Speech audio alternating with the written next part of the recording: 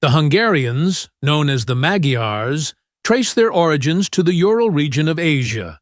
They journeyed across distant mountain ranges, migrating westward and eventually settling in the fertile plains along the banks of the Danube River toward the end of the 9th century.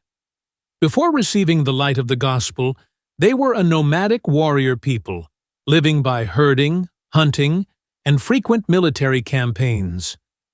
Renowned for their courage and resilience, they also held firmly to pagan traditions and a way of life deeply intertwined with warfare. By the late 10th century, the nation was under the rule of Grand Prince Géza, a leader of considerable influence. He married Sarolt, a Christian woman, and under her influence, Géza gradually opened his heart to the Catholic faith, permitting missionaries to work freely in Hungary. According to tradition, Sarolt experienced an extraordinary vision. Saint Stephen the proto-martyr appeared to her, foretelling that the son she would bear would be blessed by God and would destroy the idols of his people. Out of devotion to the proto-martyr, she gave her son the name Stephen, alongside his birth name, Vake. As the boy grew, his parents sought out Saint Adalbert, Bishop of Prague, to baptize him, and invited devoted missionaries to the royal court to oversee his formation. Stephen was taught not only the knowledge of governance, but was also formed deeply in the faith, becoming a man of steadfast reason and profound spiritual life.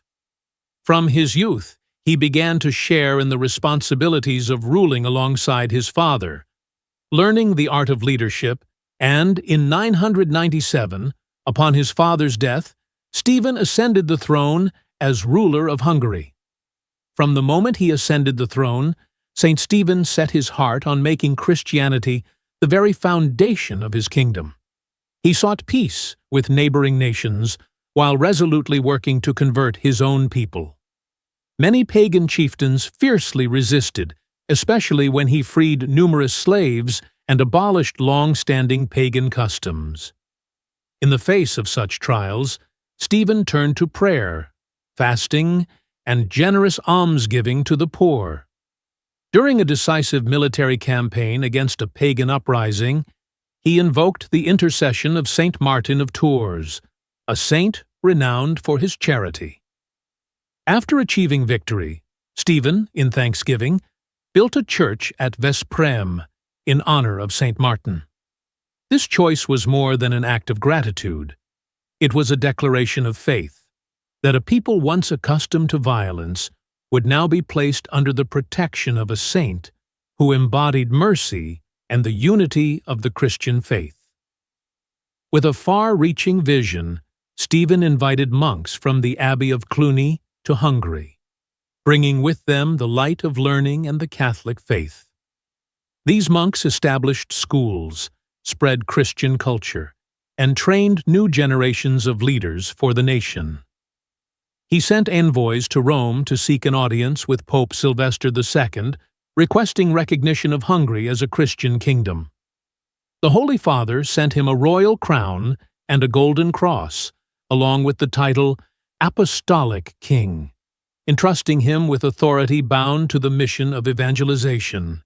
In the year 1001, Saint Astric crowned him at Esztergom.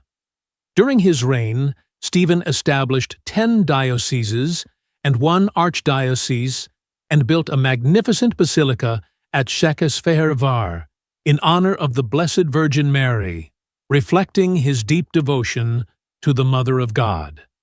Saint Stephen's charity knew no boundaries. He established hospices for pilgrims and hospitals in Rome, Constantinople, and Jerusalem, while also founding numerous institutions within his own realm to care for the poor. He enacted laws to safeguard the faith, to combat crime, and to prevent offenses against the name of God.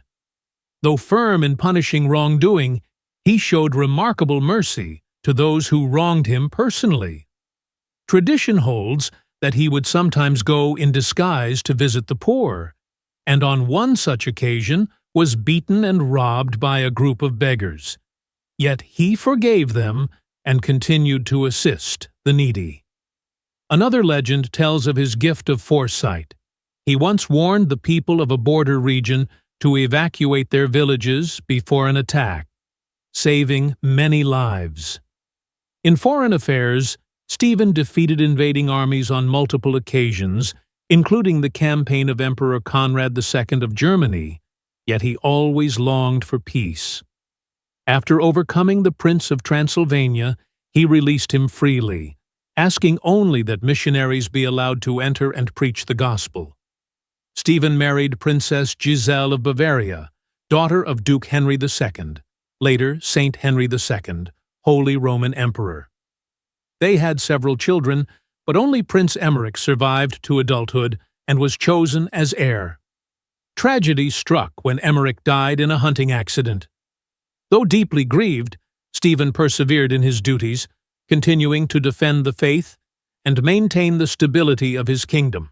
On August 15, 1038, the feast of the Assumption of the Blessed Virgin Mary, Saint Stephen died after a period of illness. Because his death coincided with this great Marian solemnity, the Roman Church moved his feast to August 16th in the universal liturgical calendar, honoring him the day after the Assumption. In Hungary, however, August 20th became the principal national feast, tied to the tradition of carrying in procession his revered relic, the Holy Right Hand, and venerating him as the nation's patron. Saint Stephen's remains rest in the Basilica of Our Lady in Székesfehérvár, while his incorrupt right hand is preserved as a sacred treasure of the Hungarian people. In 1083, Pope Gregory VII canonized him. Saint Stephen of Hungary stands as a shining example of a holy ruler, one who placed Christ at the foundation of his kingdom, defended the faith, loved the poor, and forgave his enemies. May we, in following his example, become instruments through which God brings light and salvation to the world. If this story of Saint Stephen of Hungary has inspired you, subscribe to the channel so you won't miss more powerful and moving stories of the saints, their courage, and their faith. Let these timeless examples guide and strengthen you. Hit that subscribe button and join us on this journey of inspiration and hope.